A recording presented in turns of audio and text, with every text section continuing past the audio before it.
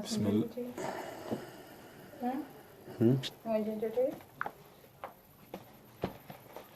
Assalamu alaikum wa rahmatullahi wa barakatuh. No, the ginger beer.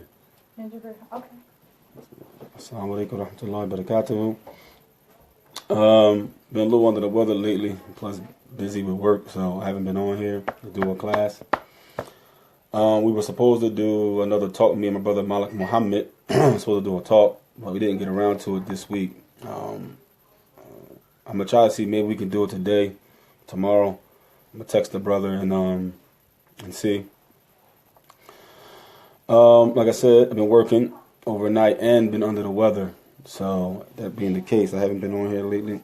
I've been kind of so if I look exhausted, that's why.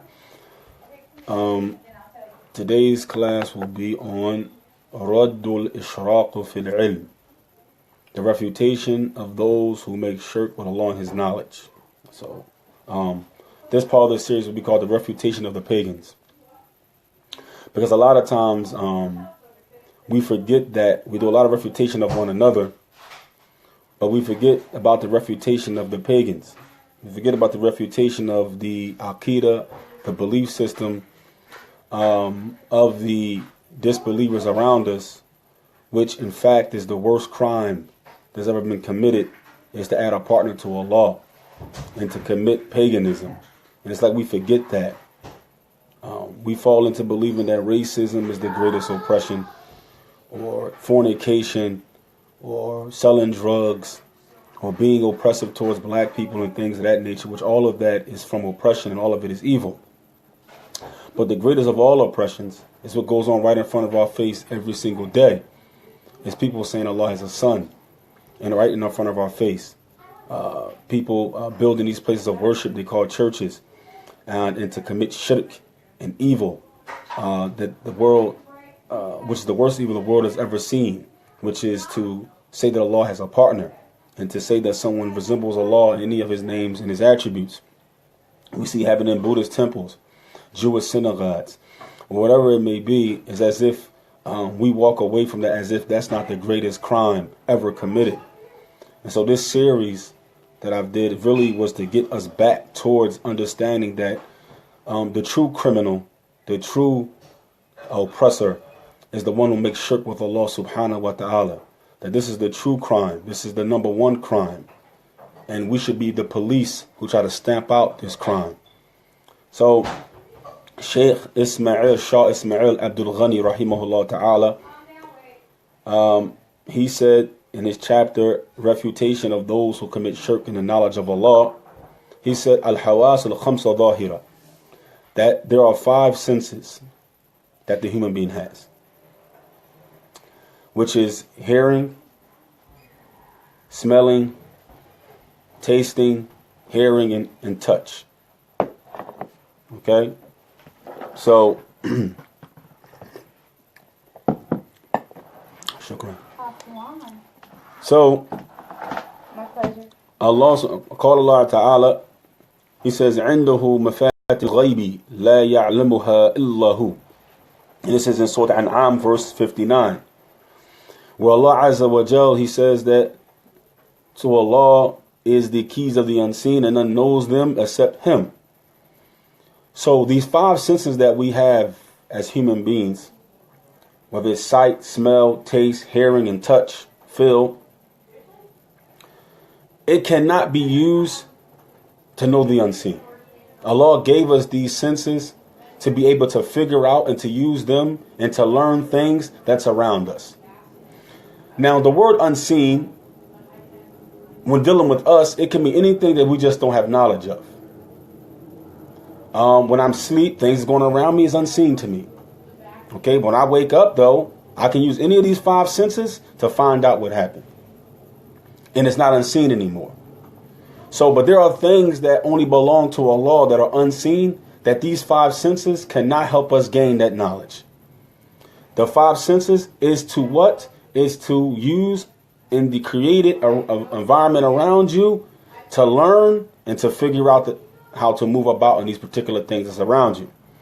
So, Shaykh, he says, اعلم أن الله تعالى قد وهب عباده القوة وسعى الإطلاع على أمور ظاهرة. that Allah subhanahu wa ta'ala has given his creation the strength and the ability to be able to learn the outside affairs, the things that they can see that's around them. As children, we come out the womb, we learn how to walk and talk, and we learn how to do different things from what? By seeing adults do it, by seeing older people do it, by hearing words, we learn them, by seeing what our parents do, we pick up on it, by smelling, we learn what foods are. We can smell something, oh, that's fried chicken. We grow up in that environment. We smell something, oh, my mom's cooking potato salad.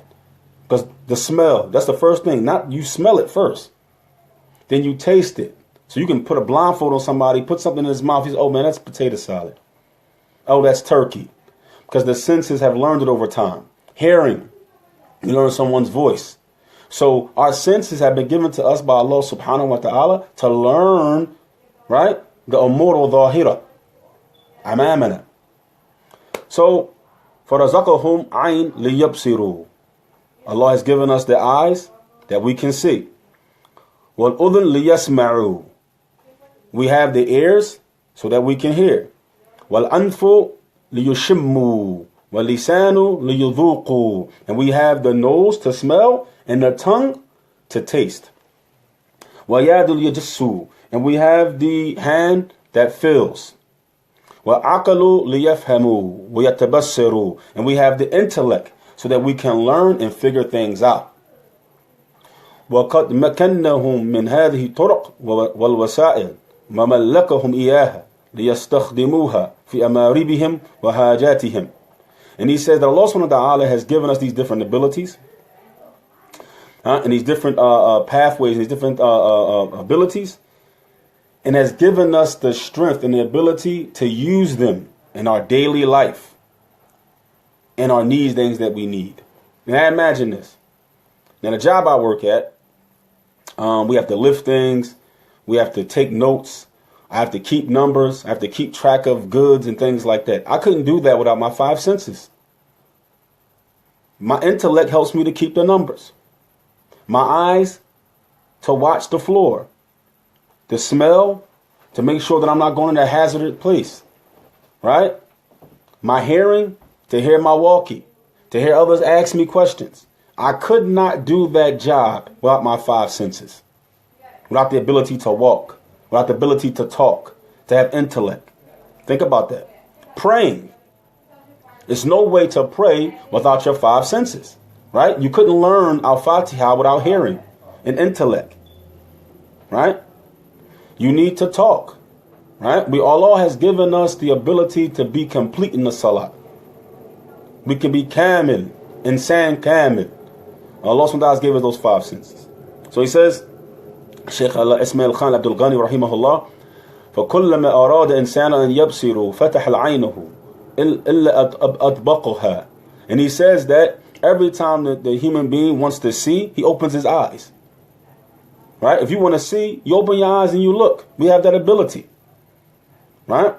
وَإِذَا أَرَادَ أَن يَتَذُوقَ شَيْئًا وَدَعَهُ فِي فَمِّهِ. If a human being wants to taste something, he just takes something and goes like this. He says it's ginger beer, which this is actually ginger beer though. But he says it's ginger beer. So, he opens his mouth and he tastes it. And he says, وَإِنْ شَاءَ فَعَلَ وَإِنْ لَمْ يَشَاء لَمْ يَفْعَلْ. If he wants to use his senses, he can. If he decides not to use it, he doesn't have to use it. Allah has given you the ability to control these 5 senses. فَكَأَنَّمَا أَعْطَاهُمْ مَفَاتِحَ الْإِخْتِشَافِ هَذِهِ أَشْيَاء وَإِطْلَعَ عَلَيْهَا. And it's as if Allah subhanahu wa ta'ala has given you these senses to use as a tool of discovery. You can use them to discover things around you, things that you didn't know before, and you can go find them out. People go mountain climbing. People go into the ocean and deep sea. People go into outer space. If you believe that's true, people do all these different things like that, right? And they use their 5 senses to discover these things and to learn them. And he says, وَمَا كَانَ عِنْدَهُ مِفْتَاحٌ كَانَ قَفْلَ قَادِعًا لَهُ تَابِعًا لِإِرَادَتِهِ إِنْ شَاءَ فَتَحَ وَإِنْ لَمْ يَشَاء لَمْ يَفْتَحْ. And he says, if a person wanted to use these keys, he has a lock and he has the key to the lock. that lock is underneath his control. He can open it or not open it. The same thing with your five senses. You are the key. Your five senses are the lock. And you open them as you will. You open them as you will. This is what Allah has given the human being. But a lot of times we use it in the wrong. We use our eyes to watch the haram, our ears to hear the haram, we taste haram, we smell the haram. We use our hands to hurt people, to sell drugs, to shoot at people, to murder, to rape. We use our five senses in the haram a lot of the times. It says, فَكَانَ إِطْلَاعَ عَلَى أُمُورُ ظَاهِرَةٍ فِي تَصَرُّفِ النَّاسِ وَكَانُوا أَحْرَارٍ فِيهِ يَتَصَرِّفُونَ فِيهِ كَمَا يَشَاءُونَ. And he's basically saying the same thing he said before, that all these affairs that the human being works within, he's free to use his five senses as he wills inside of those particular scenarios that the five senses are in need of.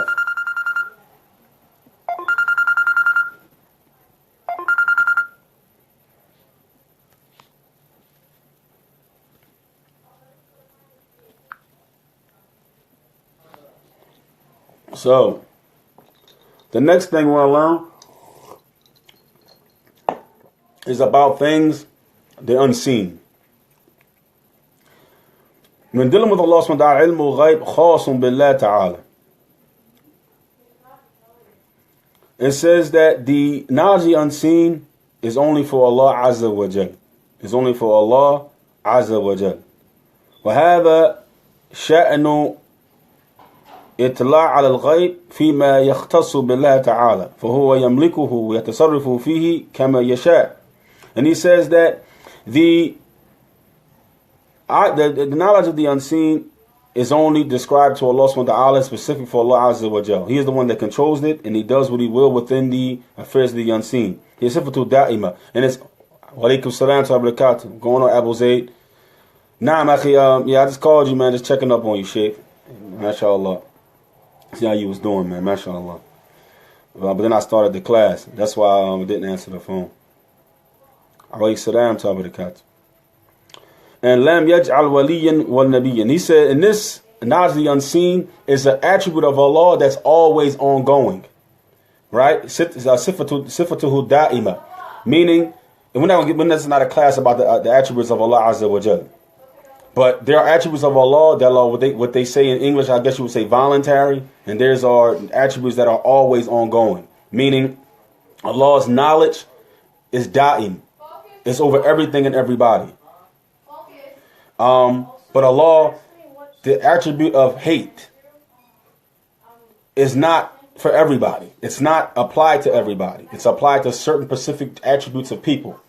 Allah, attribute of love is not for everybody. It's applied to certain groups of people.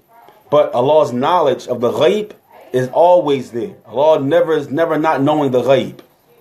He's always has knowledge of the ghaib in detail, if that makes sense. But this is not a class for that. So, but I just wanted to, what the Sheikh was trying to explain here. Sifatul da'ima. It's something that's always going. And the law has not made any wali, any Sufi Sheikh or Shiite Sheikh, or any Nabi, any prophet or messenger. The Prophet ﷺ did not know the unseen. In fact, in Surah Al-Furqan, I think it's in Surah Al-Furqan, Allah mentions that if he had known the unseen, the Prophet ﷺ, if he'd have known the unseen, he would have not let any bad come to him. I don't think that's in Surah Al-Furqan. But I'm looking at the ayat today. And if he would have known the unseen, then the Prophet ﷺ would have done what every human being probably would have done. He would have known evil that was coming to him. And the evil wouldn't have reached him. If everybody knows the unseen, if you know the unseen, and you could change some evil event, you would change it by nature. You would not allow some evil or some hardship to come to you. You would block it if you knew it was coming. The fact that we don't know what's coming, the fact that we don't have knowledge of the unseen, those are unseen future events that we have no knowledge of. And the Prophet ﷺ, which was the best of creation, did not have knowledge of the unseen. He did not have knowledge of the unseen. He says, O Jinni, O Malik, O Sheikh, O Shaheed. There's no jinn, no angel, no sheikh, no martyr. I said, I wake down to the brother Sa'ad. What's going on, Sheikh? O Imam, wala ifrit, wala jinniya, and yatlu ala al-ghayb ma tasha'u. Not a ifrit, which is a type of jinn, or any type of other types of jinns. They don't have the ability to know the unseen when and when they will. In fact, the Shaykh, he gave a good explanation one time. He said that it's as if, even if you go to a soothsayer or a magician, these types of people, and they know they may have knowledge of certain aspects, right? They didn't learn on their own.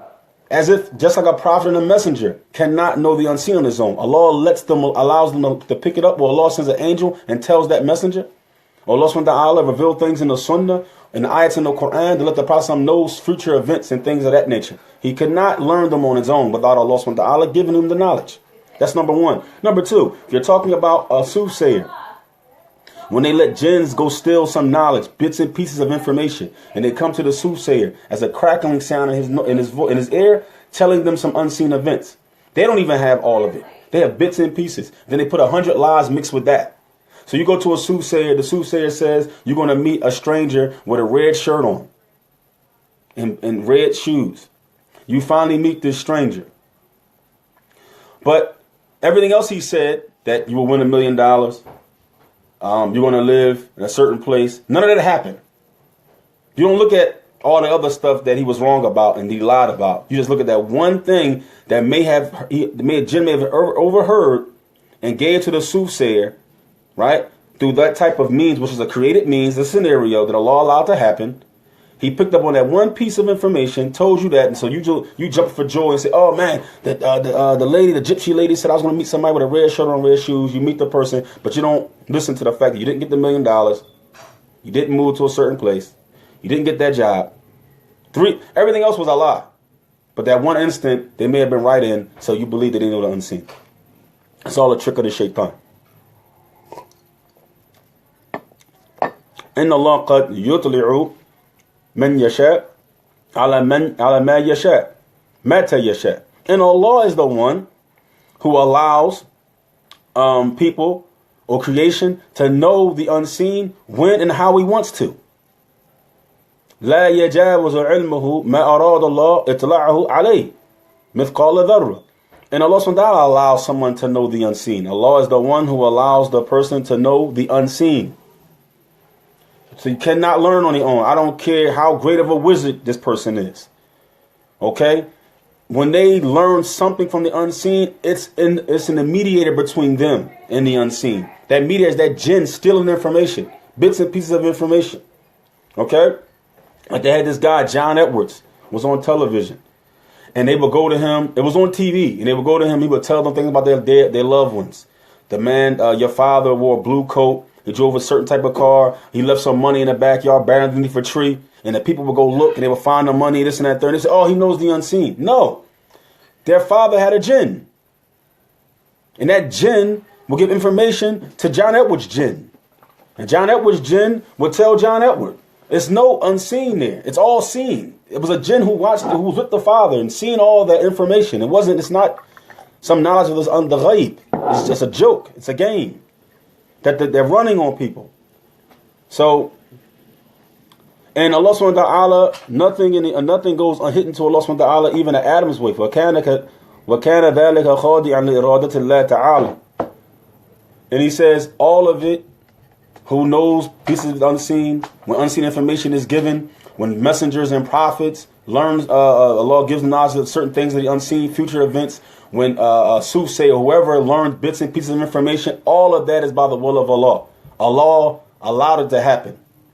And it's not because of them on their own. They didn't learn this on their own. So that's one of the meaning the Shaykh is breaking down, that when Allah said He has mafatihul ghaib, meaning Allah owns the ghaib. And He gives pieces of information to whom He wills, when He wills, how He wills. And no one can gain any knowledge that is unseen except that Allah gives it to them in the first place. I don't care who they are. So the reality is that it belongs to Allah. It's Allah's treasure. And if Allah feels like giving it to one of His creation because of wisdom, because of His intent to bring something else about, then Allah Azza wa Jalla will give that pieces of information to whom He wills, to how He wills, to when He wills, where He wills. And that is that. And He says, and He gives a story about the ifk on Aisha radiallahu anha. This was the Prophet ﷺ's wife. He had no information whether or not that story was true or not. He had to wait until Allah Azza wa Jal saw fit to bring the unseen information to him. And that's the Prophet ﷺ, the best of creation, the last of the messengers, right? He had to wait for information to come to him about his wife. Then what about other than him, who's less than him? And the reality is that all of us, if the Prophet ﷺ knew the unseen, you don't think that he would have right then and there knew the information he needed to know about his wife, about that ifk? He could not bring that information out because he didn't have the ability to. He didn't have the ability to learn what happened. He had to wait.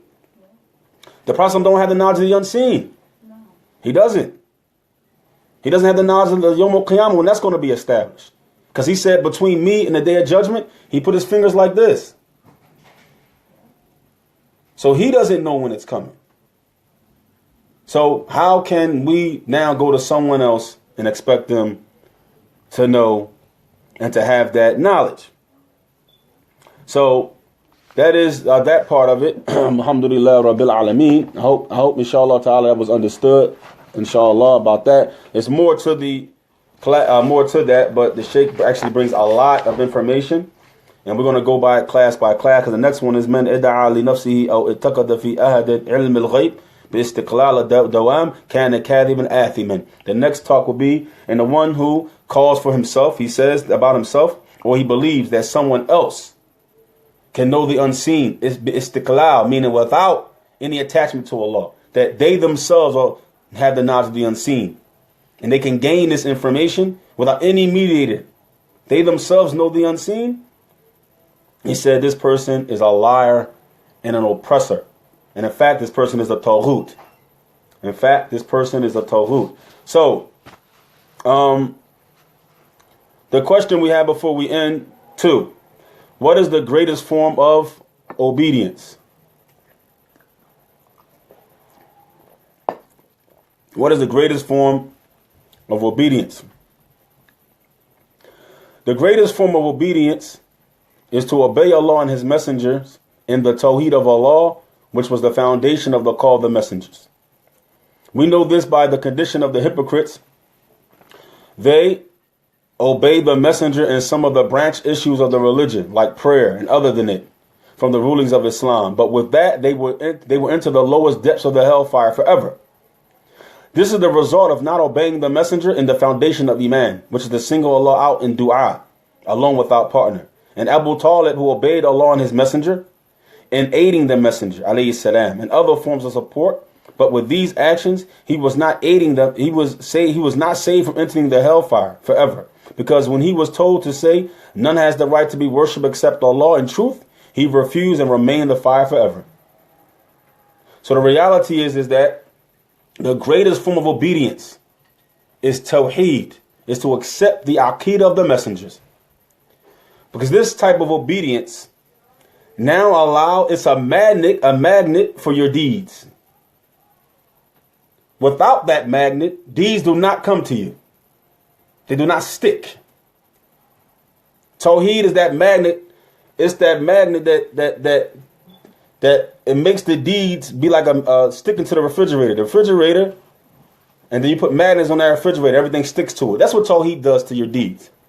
So, without this greatest form of obedience, there is no attraction for good deeds to stick to you.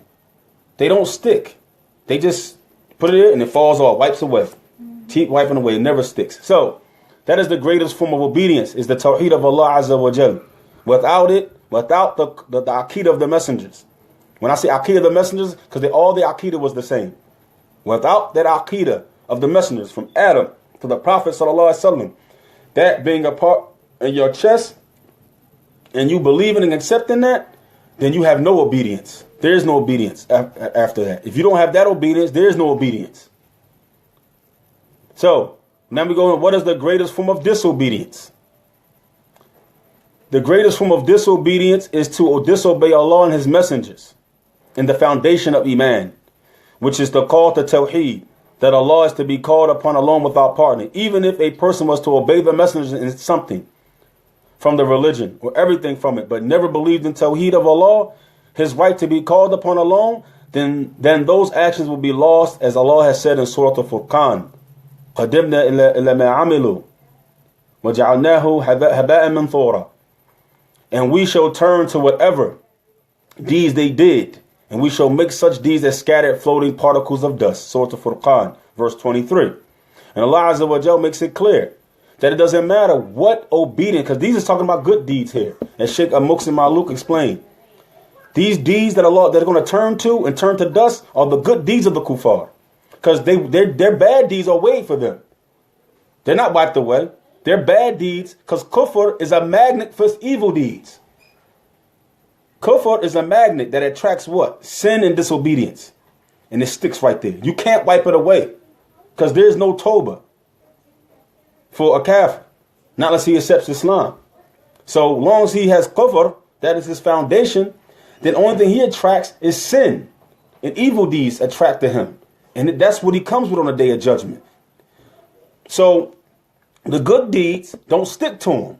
So they get turned to dust. They get wiped away from him, because his disobedience is a hole in his cup. And no matter how much water he pours in it, it drips out the bottom.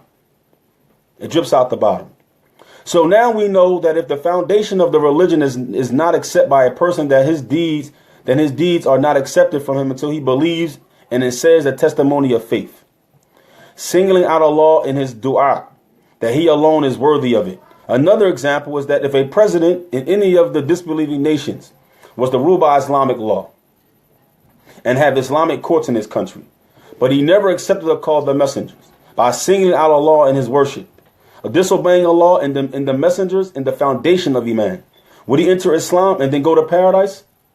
The answer is no, he would not. It does not matter how many actions he does without this foundation of Iman, because actions are only accepted with it. And the foundation of Iman is not entered into by actions of the limbs. It is entered into by belief that none has the right to be called upon except Allah, which is the action of the heart. Islam is not entered into by action of the limb. If that's the case, the munafiqun would have been Muslims sincerely. They did a lot of acts. Those acts didn't enter them into Islam. They're believing that Allah is the one Lord, didn't enter them into Islam. It's a specific type of action of the heart, a belief of the heart that enters you into Iman. It's a specific type. It's that sincerity in your aqidah, that you now accept that there is none worthy of worship except Allah and that Muhammad is his messenger.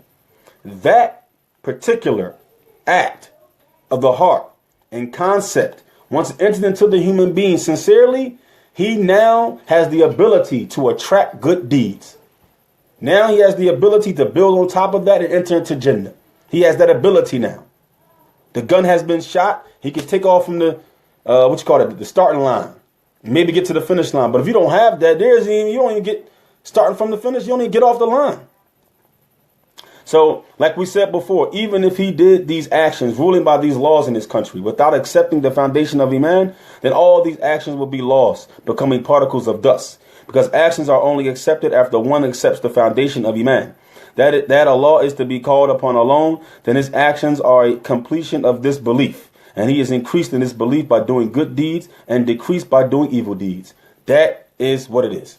Once you accept this concept that Allah is to be worshipped alone, and that the Prophet Islam is that last messenger that came to help you realize that by teaching you exactly what Allah is pleased with. Once you accept that, now your good deeds increases that. Your bad deeds decrease that. And we're all playing that rope game.